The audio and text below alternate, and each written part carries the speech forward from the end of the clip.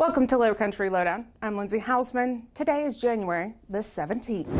Quite the Arctic blast moving through our area, waking up to below or at freezing temperatures across most of our area this morning was quite different than from the last few days. The rain that pushed through yesterday was ahead of a cold front. This week we'll see a little bit of a roller coaster of a forecast, but for the most part, nights will be near or below freezing. As a reminder, you always want to be prepared for temperatures that reach freezing or then dip below. The saying, protect the 4 Ps: people, pets, pipes, and plants. Make sure to check on neighbors, kids, and the elderly, ensuring they have a safe heat source and are doing okay. Bring your pets inside. If you're not able to, make sure they have a warm shelter, extra food, and plenty of fresh water.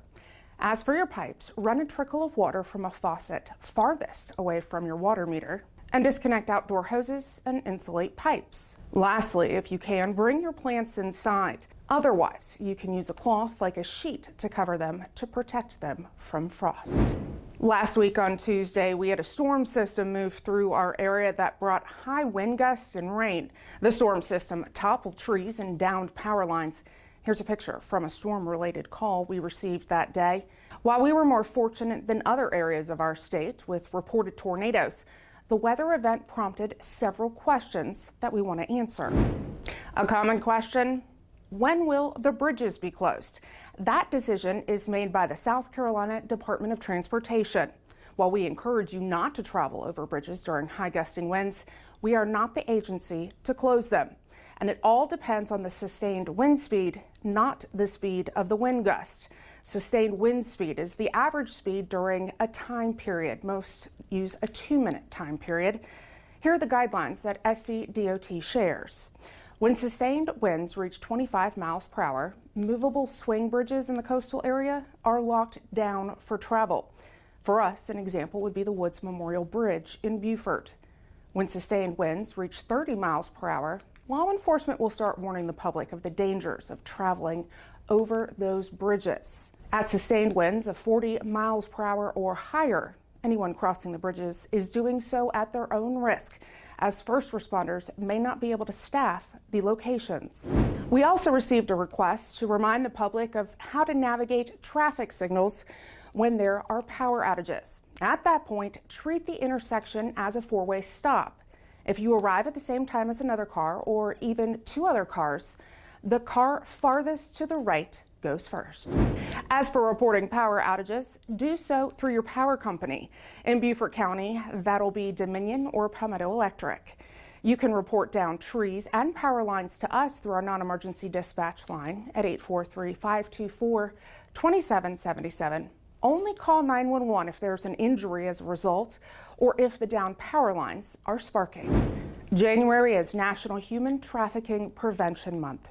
Every year since 2010, the President has dedicated the month to raise awareness about human trafficking and to educate the public about how to identify and prevent this crime. There are estimated to be more than 27.6 million people, adults and children, subjected to human trafficking around the world, including here in the United States. The U.S. recognizes 2 primary forms of trafficking in persons: forced labor and sex trafficking. If you believe someone may be a victim of human trafficking, call the 24-hour National Human Trafficking Hotline. That number is 1-888-373-7888, or report it to the law enforcement agency in your area by calling 911. This month also marks the 20th annual National Stalking Awareness Month, with tomorrow being the first ever National Day of Action for Stalking Awareness. Stalking impacts nearly 1 in 3 women and 1 in 6 men in the U.S. Too often it goes unrecognized and unaddressed. A great resource to find information, resources, and more is stalkingawareness.org. Do you ever feel like you're getting more robocalls than calls from actual humans? Well, they're illegal, annoying, and often scams. Here's what to do to avoid and then report them. Before sharing any of your personal information on a website, research it. Read the fine print. If you get a call trying to sell you something, it's illegal unless the company has your written permission to call. Report these types of calls to do not call And we're excited to share a new addition to our agency, K9 Nemex. Nemex is an 11-month-old German Shepherd. He's trained as a dual-purpose patrol canine, tracking and narcotics detection, as well as protection. Nemex is partnered with Sergeant Ryan Carter. While still a pup, Sergeant Carter says Nemex is a strong tracker and loves to track. He also loves to play with Kongs and any opportunity to take a nap and get some Z's.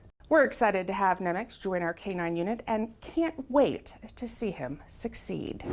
If you have something you'd like to know more about or see covered here on Lowcountry Lowdown, you can send me an email at lindsay.hausman@bcgov.net. And you hear me say it every week, I encourage you to follow us on all of our digital and social media platforms. It's a great way to stay up to date and engaged with us.